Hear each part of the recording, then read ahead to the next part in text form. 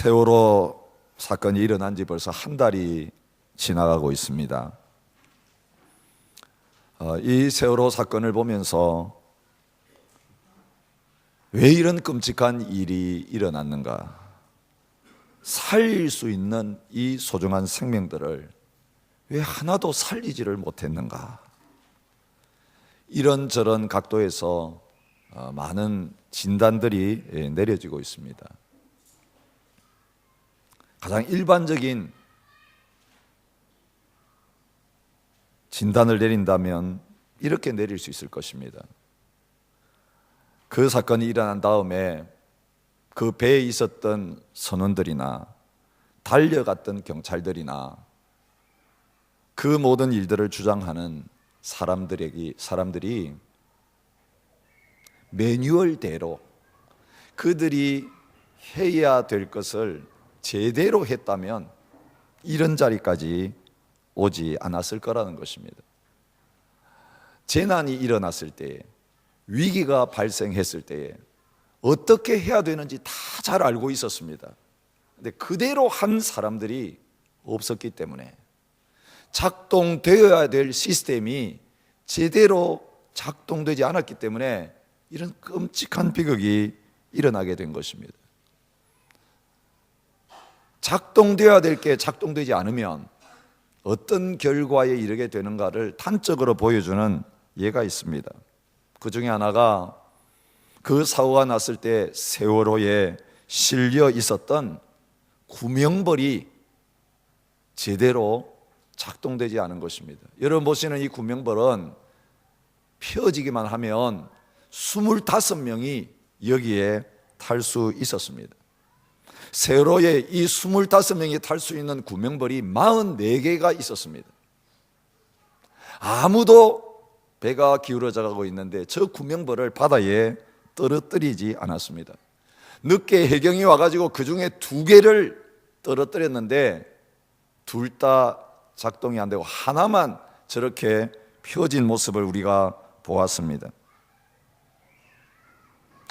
2개월 전에 모든 선원들은 이 구명벌을 어떻게 떨어뜨리는지 작동시키는지 교육을 다 받았습니다. 그러나 진짜 필요해서 그 구명벌을 떨어뜨려야 될 때, 작동시켜야 될 때에 사람 살리기 위해서 저 구명벌을 바다에 집어 던져서 작동되게 하는 사람이 없었다는 것입니다. 또 하나의 문제는 무엇입니까? 떨어뜨렸다 할지라도 저 구명벌이 제대로 작동되지 않는 구명벌이었다는 것입니다. 정기적으로 저것이 제대로 작동되는지 검사해야 되는데 검사하는 사람이 제대로 검사하지 않고 형식적으로 작동된다고 했는데 필요할 때 던져 넣으니까 제대로 펴지지 않아서 설사 저 44개를 다 바다에 떨어뜨렸더라도 사람 살리는 역할은 전혀 하지 못하게 되는 그런 끔찍한 결과가 생겨났을 것이라고 하는 그런 결론이 났습니다. 정비업체들을 조사해 보니까 다 부실하게 정비가 되었다는 것입니다. 오늘 이러한 일들을 보면서 그리스도인으로서 우리 자신을 한번 돌아보게 됩니다. 평소 때 문제 없을 때에 배가 순항을 할 때처럼 우리의 인생에 어려움이 없을 때는 우리가 가지고 있는 믿음이 정상적으로 작동하는 믿음인지 그렇지 않은 믿음인지가 잘 안 나타난다는 겁니다.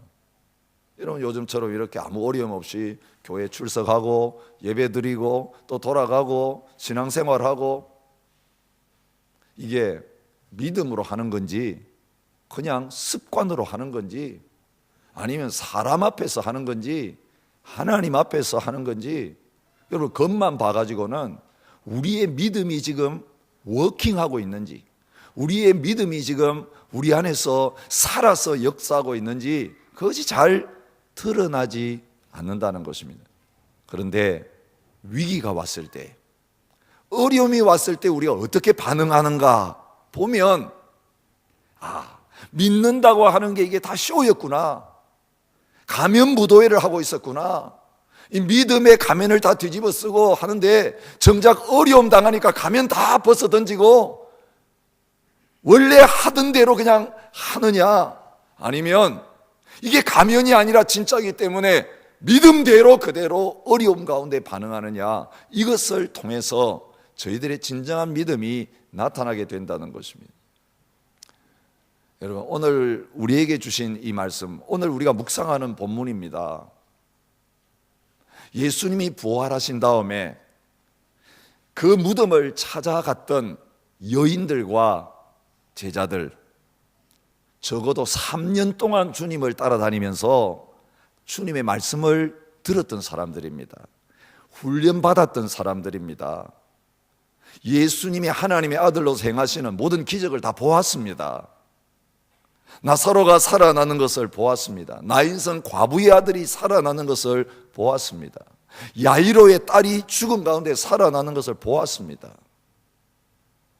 그리고 예수님이 살아있을 때 3번이나 반복해서 내가 예루살렘에 올라가면 십자가에 못 박혀 죽는데 사흘 만에 살아나리라, 여러분 날짜까지 정확하게 말씀하시면서 가르쳐 주셨습니다.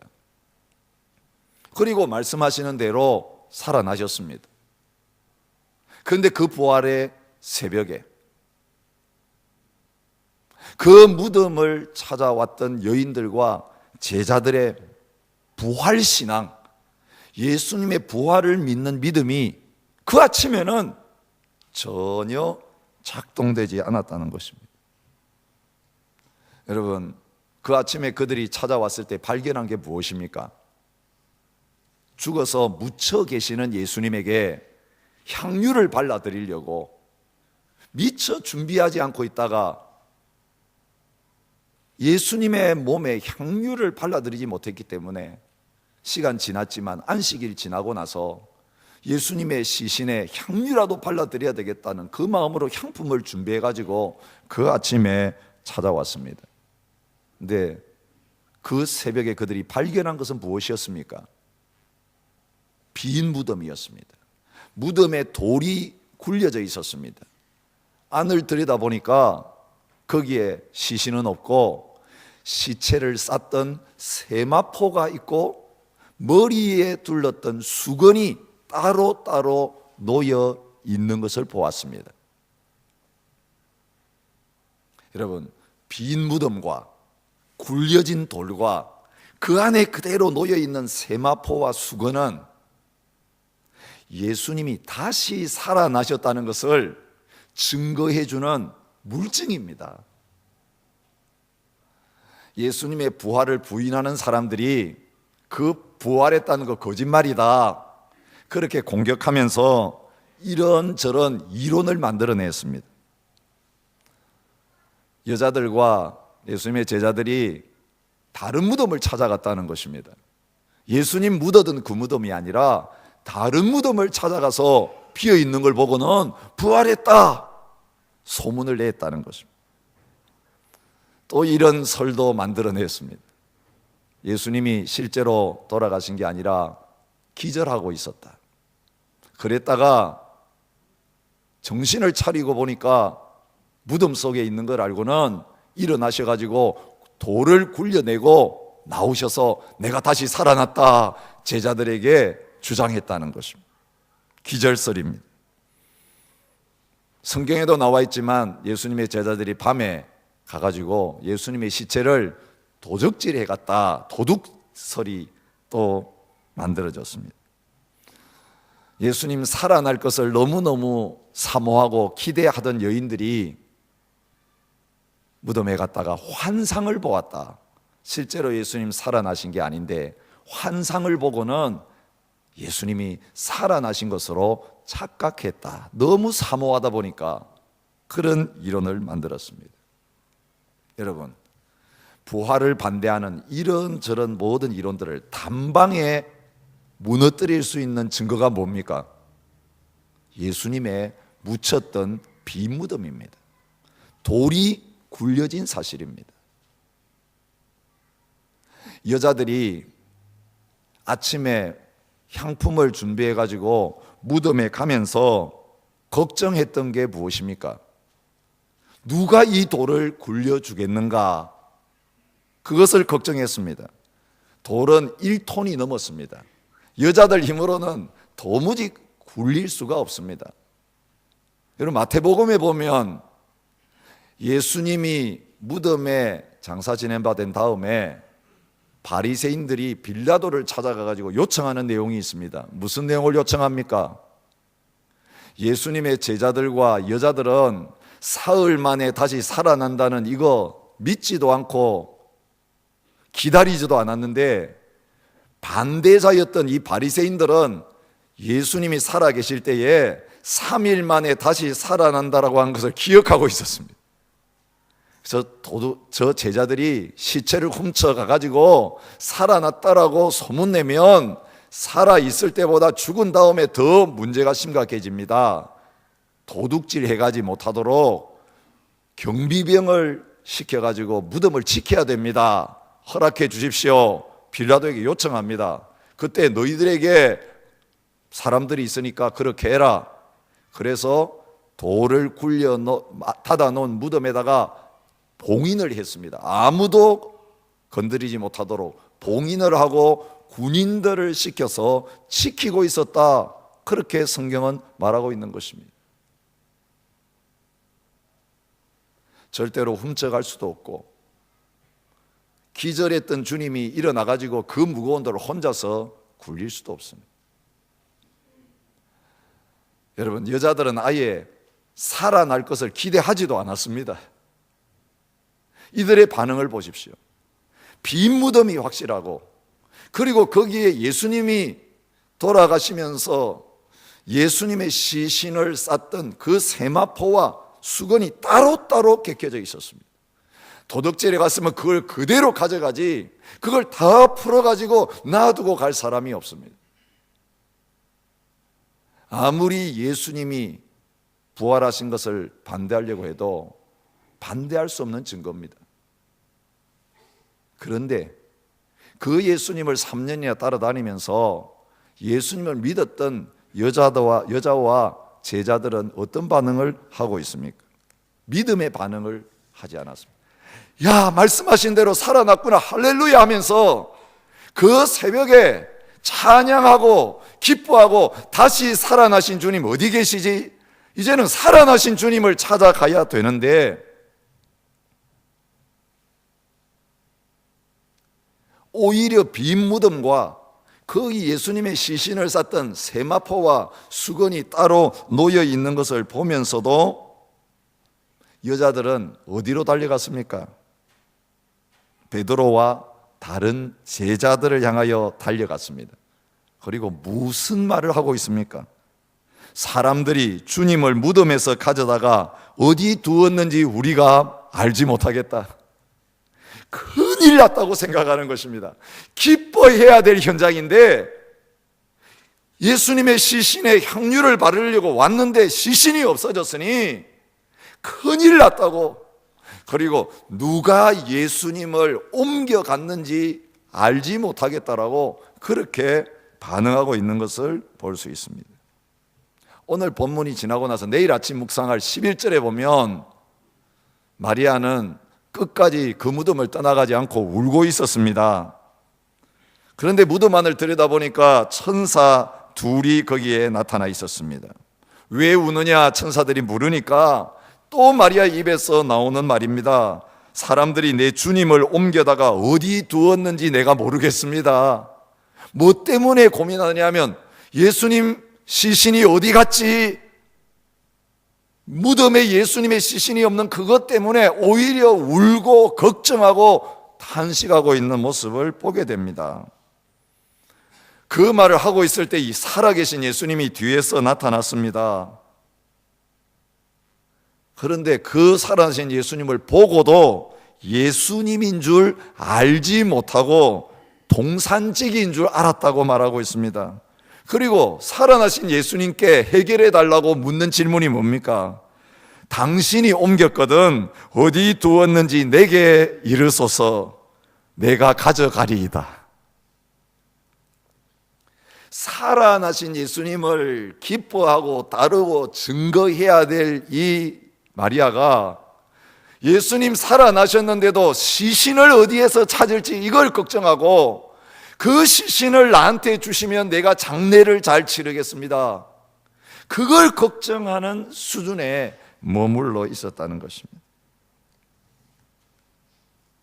천사가 여자들에게 나타나서 한 말이 정확합니다. 어찌하여 살아있는 자를 죽은 자 가운데서 찾느냐.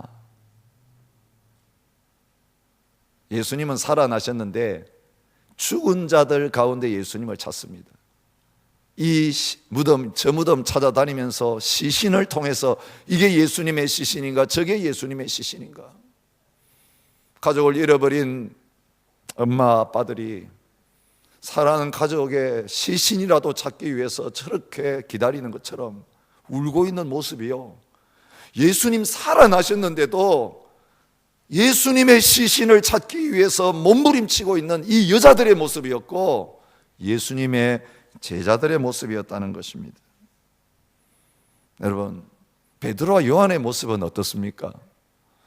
먼저 무덤에 찾아갔던 이 여자들 달려와 가지고 무덤이 비어 있습니다, 예수님의 시신이 없어졌습니다 하니까 달려서 빈 무덤까지 갔습니다. 요한은 먼저 갔는데 안에 들어가지는 못하고 바깥에서 보니까 세마포가 있는 걸 보았습니다. 뒤에 달려왔던 베드로는 용기 있게 무덤 안에까지 들어가 보니까 머리 쌌던 수건도 따로 개어져 있는 것을 보았습니다. 8절이 뭐라고 이야기하고 있습니까? 그때야 무덤에 먼저 갔던 다른 제자도 들어가 보고 믿더라, 그렇게 말하고 있습니다. 이제 이 제자들이 정신을 차리고 예수님이 부활하신 것을 믿었구나. 우리가 이 말씀을 읽으면서 오해할 수가 있습니다. 그런데 여러분, 뒤에 일어나는 내용을 보면 이게 믿은 게 아니다라는 걸 알 수 있습니다. 믿는다라고 제자들이 고백한 게 얼마나 많습니까? 주는 그리스도시요 살아계신 하나님의 아들이십니다. 베드로는 예수님 앞에 믿는다고 고백했습니다. 우리가 주님을 믿나이다 얼마나 많이 고백했습니까? 그런데 예수님께서 정작 말씀하신 대로 살아나셨을 때에 믿는다라고 해놓고 어디로 갔습니까? 그리고 나서는 집으로 돌아갔습니다. 집에 돌아가서 뭐하고 있었습니까? 제자들이 같이 모여가지고 문을 닫아서 걸어놓고 두려워서 잡아갈까 봐서 벌벌 떨고 있는 그 자리에 있었습니다. 어떤 제자들은 예수님이 살아나서 여자들에게 나타났다는 말을 듣고도 그 예수님, 살아나신 예수님 만나야 되겠다고 그 예루살렘으로 달려가는 게 아니라 거꾸로 자기 고향으로 돌아가고 있었습니다. 살아나신 주님을 만난 제자들도 살아나신 주님을 만나놓고 어디로 갔습니까? 우리는 고기 잡으러 가노라. 부름받았던 옛날 그 고기 잡는 자리로 다 돌아가고 있는 모습을 보게 됩니다. 분명히 이거 믿는 것 같은데 부활하신 주님을 만났고 빈 무덤이 있고 세마포가 그 수건이 있는 걸 보아놓고 어찌 이런 일이 일어날 수 있었을까? 그들의 믿음은 작동하지 않는 믿음이었습니다. 성경이 말하는 표현에 따르면 그건 살아있는 믿음이 아니라 죽은 믿음이었다라고 하는 것을 알 수 있습니다.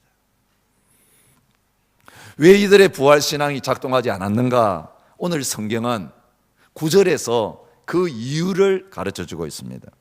그들은 성경에 그가 죽은 자 가운데서 다시 살아나야 하리라 하신 말씀을 아직 알지 못하더라, 그렇게 말하고 있습니다. 증거가 없는 게 이유가 될 수 없었어요. 빈 무덤에 증거가 있었고 세마포가 있었고 예수님께서 다시 살아나셔가지고 그들에게 찾아오셨습니다. 만나 주셨습니다. 증인들도 있었습니다. 손 못자국을 내가 만져봐야 되겠다, 창자국을 만져봐야 되겠다. 예수님 나타나셔가지고 자 만져봐라, 손을 내미시고 옆구리를 보여주시면서 그 부활을 확신시켜 주셨습니다. 증거를 다 주셨습니다. 그런데 믿고 예수님을 증거하는 자리에 나가지 않았습니다. 여전히 두려워하고 있었습니다. 여전히 의심하고 있었습니다. 인격도 안 바뀌었고 삶도 하나도 안 바뀌었습니다.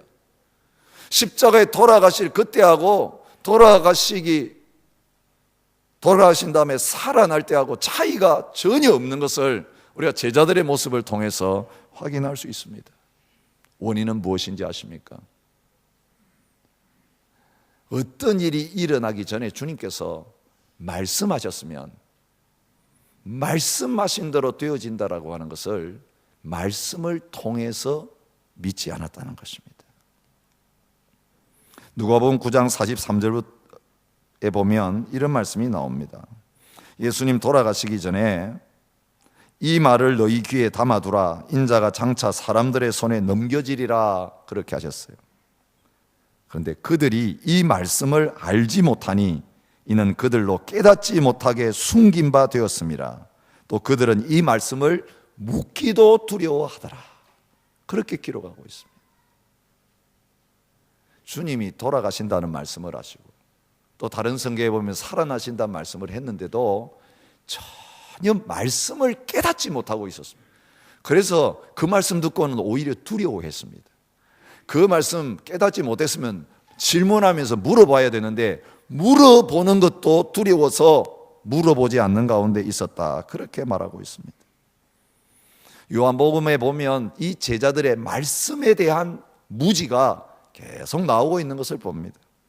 요한복음 10장에 보면 예수님이 양과 목자의 비유를 하시면서 내가 선한 목자다 그렇게 말씀하시는데 제자들은 예수님이 하신 말씀이 무엇인지 알지 못했다. 그렇게 10장 6절에 기록하고 있습니다. 우리가 2주 전에 생각했던 요한복음 16장 16절부터 18절도 예수님께서 조금 있으면 너희가 나를 보지 못하겠고 조금 있으면 다시 나를 보게 될 거다. 죽으시고 살아날 걸 예언한 말씀인데 제자들은 조금 있으면이라 하신 말씀이 무슨 말씀이냐, 무슨 말씀을 하시는지 알지 못하노라. 말씀을 깨닫지 못하는 그 자리에 있는 것을 보게 됩니다. 사랑하는 성도 여러분, 우리가 주님 믿는다고 하는데 신앙생활을 한다고 하는데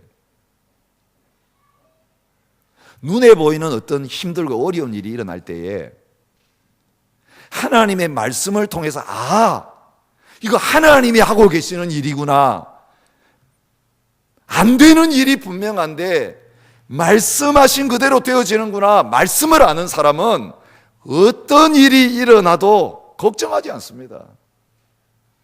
말씀대로 된다. 사람들은 안 된다 그랬는데 말씀대로 되기 때문에 이건 정상적으로 되어지는 거다. 걱정하고 염려하는 게 아니라 오히려 말씀이 되는군요. 하나님이 하셨군요. 남들은 울고 앉아있는 그 자리에서 할렐루야 찬양하면서 나갈 수 있는 겁니다.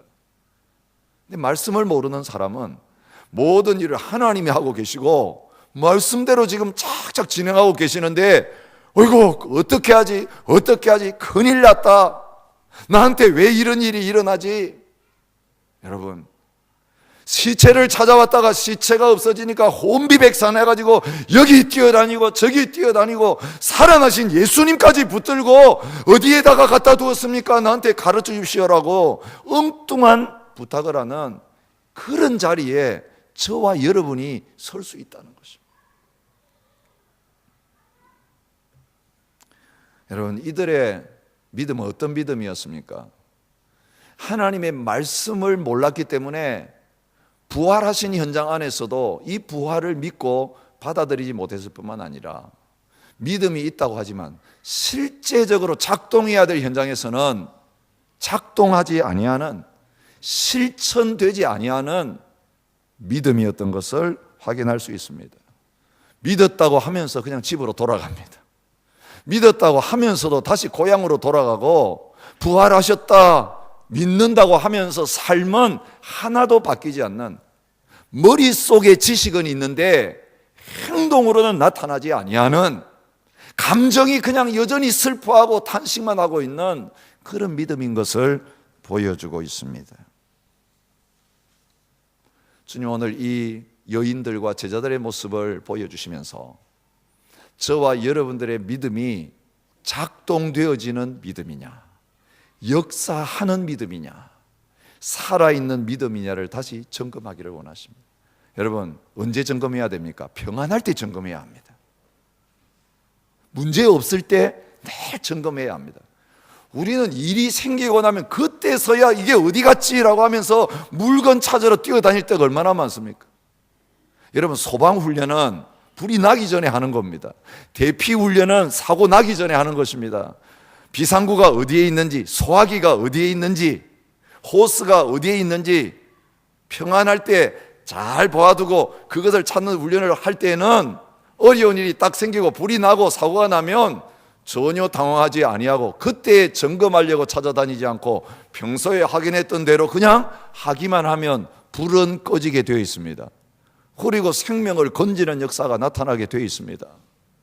평안하다 할 때, 우리에게는 아무 일이 안 일어날 것이다 걱정하지 말라고 할 때에 그 시간 주신 이유가 뭔지 아십니까? 믿음 점검하라고 평안한 기간 주십니다. 큰 환란이 오기 전에, 환란 오기 전에 잠시 바람을 스톱시키고 있는 기간이 있는데 그때야말로 믿음의 사람을 준비시키시는 기간이라고 요한계시록은 저와 여러분에게 설명해 주고 있습니다. 근데 우리는 어떻게 합니까? 평안할 때 다 자고 있습니다.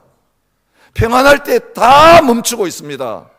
이 평안이 영원히 계속될 줄로 착각하고 있습니다.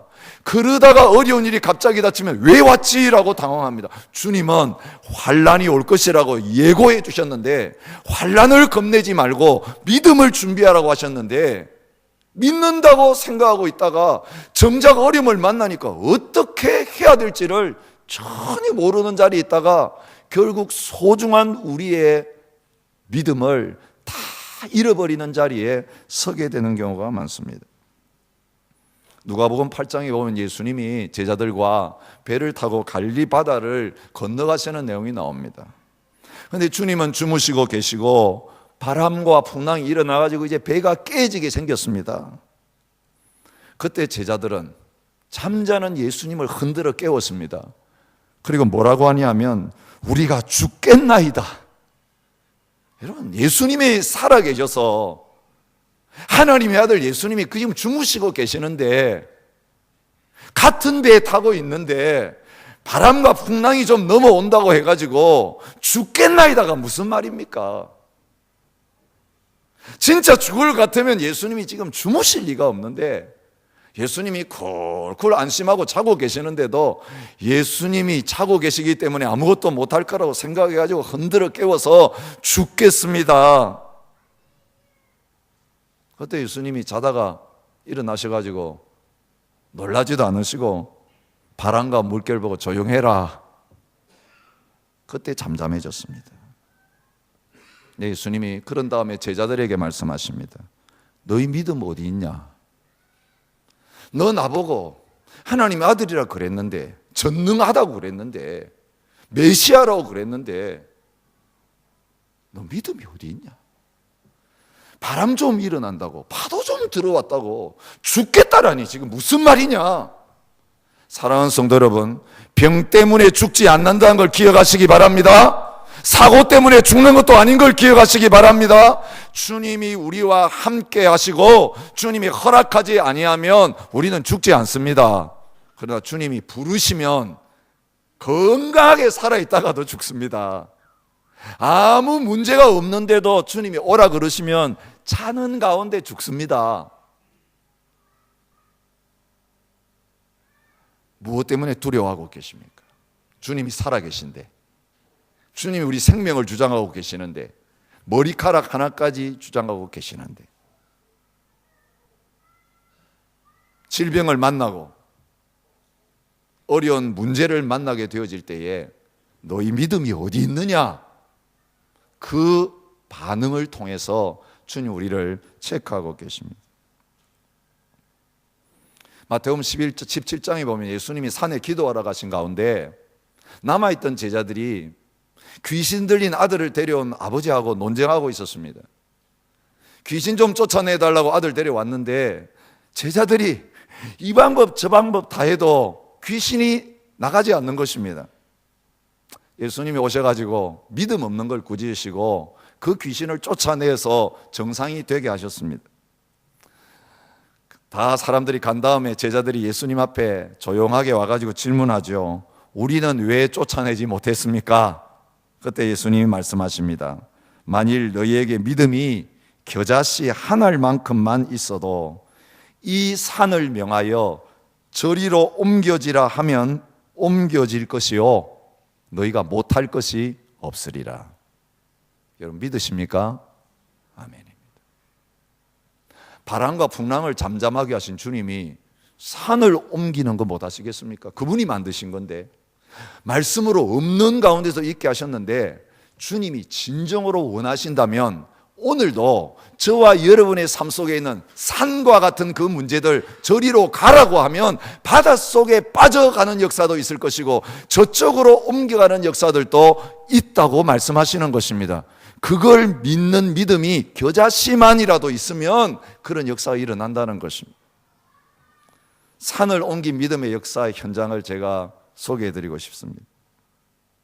이집트의 카이로에 가면 모카탐이라고 하는 지역이 있습니다. 그 지역은 사람들이 쓰레기를 갖다 버리는 마을입니다. 그래서 쓰레기 마을로 유명합니다.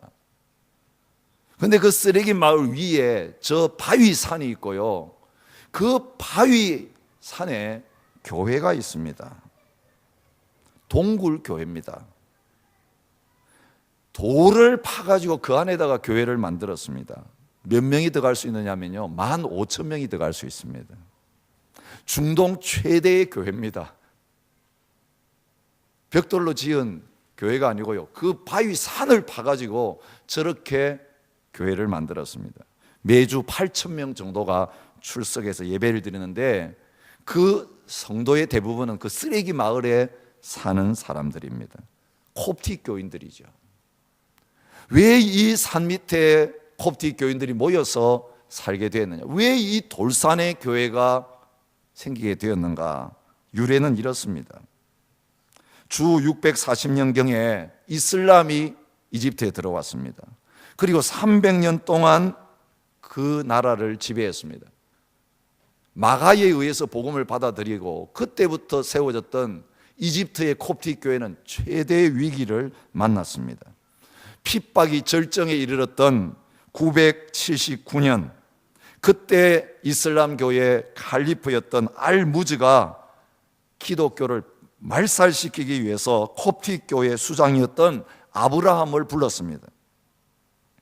자, 너희 믿는 성경에 오늘 이 본문에 있는 것 같은 겨자씨만한 믿음만 있어도 산을 명해서 다른 데 옮겨진다고 했지? 예, 그렇습니다. 우리가 믿는 성경에 분명히 예수님이 말씀하셨습니다. 자, 그렇다면 너희 믿음이 진짜인지 가짜인지 내가 검증하겠다. 일주일 안에 여기에 있는 이 돌산을 다른 데로 옮겨 놓아라. 만약 그렇게 하지 못하면 너희들이 거짓 믿음을 가진 사람이기 때문에 기독교인들은 다 죽이겠다라고 선포했습니다. 막상 믿는다고 고백했지만 아브라함은 돌아와가지고 근심이 가득했습니다. 하나님 앞에 기도했습니다. 하나님 어떻게 하죠? 금식하면서 사흘 동안 기도하고 있는데 기도 중에 하나님께서 말씀하십니다. 지금 밖에 나가가지고 지나가는 사람에게 도움을 요청해라. 밖에 나가보니까 큰 물병을 쥐고 다니는 한 사람이 거기에 있었습니다. 시몬이라고 하는 구두 수송공이었는데 얼마나 경건했냐면 구두 고치고 있다가 어느 날 한 여자가 구두 고치러 왔는데 옷을 짧게 입어가지고 허벅지가 드러났습니다. 그 순간 음욕이 들었습니다. 그 음욕이 든 다음에 그는 너무너무 하나님 앞에서 이 여인을 보고 음욕을 품은 것이 죄송해서 성경에 있는 그대로 자기의 눈을 파서 찔러가지고 한쪽 눈을 빼버렸습니다. 그 다음부터는 물동이를 쥐고 다니면서 과부, 노인, 약한 사람, 병든 사람 계속해서 섬기며 사는 선한 사람이었습니다.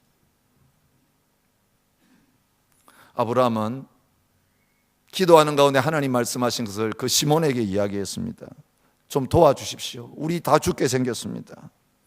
그때 시몬은 거절합니다. 아니요, 내가 도와줄 능력이 없습니다. 나는 평범한 신자일 뿐입니다. 근데 계속해서 간청하니까 시몬이 이렇게 이야기합니다. 모든 기독교인들에게 금식을 선포합시다.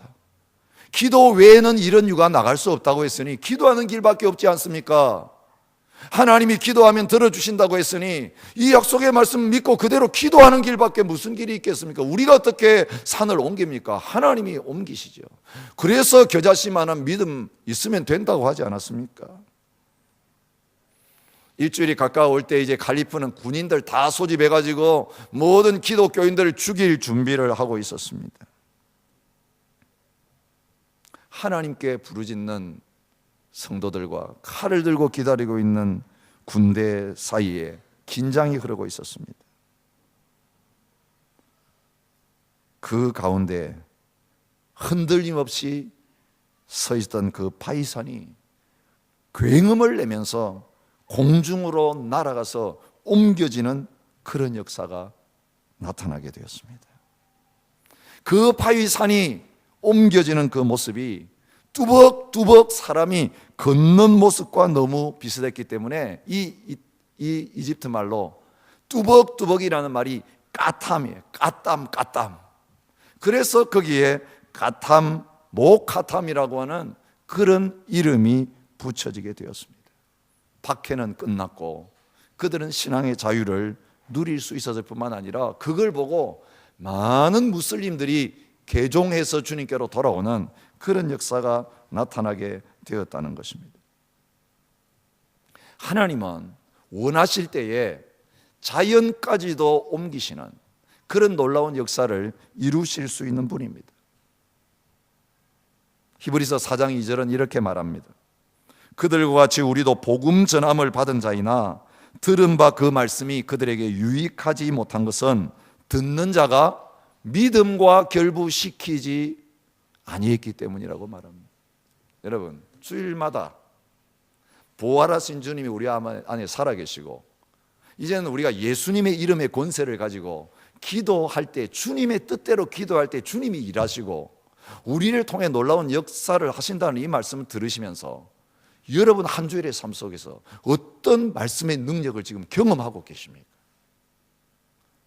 여러분, 세상 사람들도 그냥 하면 할 수 있는 그 일 정도가 아니라 어려움을 만났을 때에 이건 내가 할 수 없는 일이라고 생각되었을 때에 주님이 하십시오라고 주님 앞에 부르짖으면서 내가 할 수 없는 일을 주님이 해내시는 것들을 여러분 얼마나 많이 경험하시면서 살고 계십니까? 오늘 우리가 그런 믿음의 역사를 경험하지 못하고 신앙생활을 한다면 우리는 믿음으로 사는 게 아니라 인간의 노력으로 사는 것입니다. 부활하신 주님이 내 안에 사시는 게 아니라 인간 내가 그냥 살아가고 있을 뿐입니다. 예수님 내 안에 모셔놓고 예수님 할 일이 없는 거예요. 내가 다 하면서 예수님이 하실 수 있는 일은 부탁 안 하고 예수님이 나서야 될 일에 대해서는 안 됩니다. 그리고 꼼짝 않고 있으니 주님이 우리를 통해 일하고 싶으셔도 우리의 믿음이 거기에 역사하지 않기 때문에 아무리 좋은 말씀과 진리의 말씀이 우리에게 다가와도 믿음으로 우리가 취하고 행동으로 옮기지 않기 때문에 아무런 역사가 나타나지 않는 것입니다. 야고보 사도는 2장 20절부터 22절에서 말합니다. 아, 허탄한 사람아, 행함이 없는 믿음이 헛것인 줄을 알고자 하느냐. 우리 조상 아브라함이 그 아들 이삭을 제단에 바칠 때에 행함으로 의롭다 하심을 받은 것이 아니냐. 내가 보거니와 믿음이 그의 행함과 함께 일하고 행함으로 믿음이 온전하게 되었느니라. 그렇게 말씀하십니다. 여러분, 지금 이 자리에서 아멘 하는 건 너무너무 쉽습니다. 집에 가셔서 마귀가 공격에 올 때에 아멘 하셔야 합니다. 부활하신 예수님의 이름으로 떠나가라. 또 공격하고 나를 잡아 삼키려고 할 때 이젠 주님이 함께 계시니 예수님의 이름으로 그냥 물리치는 그 자리에 서셔야 합니다. 절망이 다가올 때 부활의 소망이 거기에서 선포되어야 됩니다. 사람이 싸움을 걸어올 때에 예수님이 주시는 평강을 선포하면서 싸움에 말려들지 말아야 합니다. 사람들이 안 된다고 할 때에 주님이 하실 수 있다라고 믿음을 선포하는 게 살아있는 믿음입니다. 오늘 저와 여러분 삶 속에 주님은 믿음을 작동시킬 수 있는 파도를 보내십니다. 믿음을 작동시킬 수 있는 어려움과 마귀의 공격을 보내십니다. 그런 일이 있을 때마다 이제는 담대하게 믿음으로 선포하며 우리의 믿음이 그 풍랑 가운데서 작동하게 되어져서 이제는 풍랑 가운데도 뛰어내려서 주님과 함께 걸을 수 있는 믿음, 없는 가운데도 있게 하시는 그 주님의 능력을 날마다 우리의 삶 속에서 경험하며 살아가는 저와 여러분들이 되시기를 축복합니다. 여러분, 한 가지 예화를 드리고 말씀을 마치려고 합니다. 여러분 보시는 이 그림은 프랑스의 고개사 샤를 블롱댕이 나이가라 폭포를 처음으로 그 위에 밧줄을 걸쳐놓고 혼자서 건너는 그림입니다. 1859년에 일어났어요. 이 일을 하기 전에 뉴욕타임즈에 크게 광고를 냈습니다. 그날 5,000명이 모여가지고 진짜 저 나이가라 폭포 위를 걸어갈 수 있느냐 기대하고 있었습니다. 밧줄 위에 올라서기 전에 군중에게 외칩니다. 제가 성공할 수 있다고 믿는 사람 박수를 쳐주십시오. 한 사람도 빠지지 않고 박수를 쳤습니다. 그는 밧줄 위에 올라섰고 성공적으로 나이가라 폭포를 갔다가 다시 왔습니다. 그리고 또 군중에게 물었습니다. 외바퀴 자전거를 타고 밧줄 위를 건너가려고 하는데 믿는 분은 박수를 쳐주십시오. 그때 또 군중들이 박수를 쳤습니다. 그리고 외바퀴 자전거를 타고 건너갔다 왔습니다. 그런 다음에 묻습니다. 제가 눈 가리고 건널 수 있다고 믿는 사람이 있습니까? 예, 눈을 가리고 또 건너갔다 왔습니다. 여러분, 그냥 혼자 건너가기도 어려운데 여러 가지 방법으로 건너왔습니다. 모든 걸 다 한 다음에 마지막으로 군중들에게 물었습니다. 제가 어깨 위에 사람을 올려놓고도 건너갔다 올 수 있다고 믿습니까? 박수 쳐주십시오. 한 사람도 빠짐없이 소리를 지르면서 박수를 쳤습니다. 그 박수가 조용해진 다음에 군중들에게 한 가지 질문을 했습니다. 자, 여러분 다 믿는다고 하셨는데 제 어깨 위에 올라탈 사람 나오십시오. 아무도 나오지 않았습니다. 아까 여러분 사진에서 보셨죠? 한 사람이 올라타고 갔다 왔습니다. 그와 늘 함께 다니던 그의 매니저였던 해리 콜코드라고 하는 사람이 사람을 태우고 건너갔다 오는 그 기록을 깨는 일에 주인공으로 쓰임받을 수 있었습니다. 여러분, 위험한 밧줄 위를 주님과 함께 가려고 주님 어깨 위에 탈 수 있어야 그게 믿음입니다. 그래서 주님은 넓은 길을 가는 게 믿음이라고 말씀하지 않습니다. 넓은 길은 누가 못 갑니까? 좁은 길. 그 나이가라 폭포 위에 걸쳐진 밧줄과 같은 그 길, 주님이 떨어지지 않고 가실 수 있으면 내가 주님께 붙어 있기만 하면 갈 수 있다. 같이 가자 그럴 때 나는 밧줄 탈 능력이 없어도 그냥 올라타고 있으면 지나갈 것이니 불 가운데로도 지나가고 물 가운데로 지나가도 상하지 않을 것이라는 그 약속의 말씀이 들고 주님이 말씀하시고 주님이 명령하시면 이제는 우리의 믿음을 작동시켜서 뛰어내리라고 하면 뛰어내리고 그냥 거기에 있으라고 하면 그냥 있고 날마다 이 말씀을 깨닫고 말씀에 순종하면서 살아가는 가운데 날마다 부활의 능력을 체험하면서 살아갈 수 있는 저와 여러분이 되실 수 있기를 축복합니다. 그렇게 찬양하면서 나갔으면 좋겠습니다.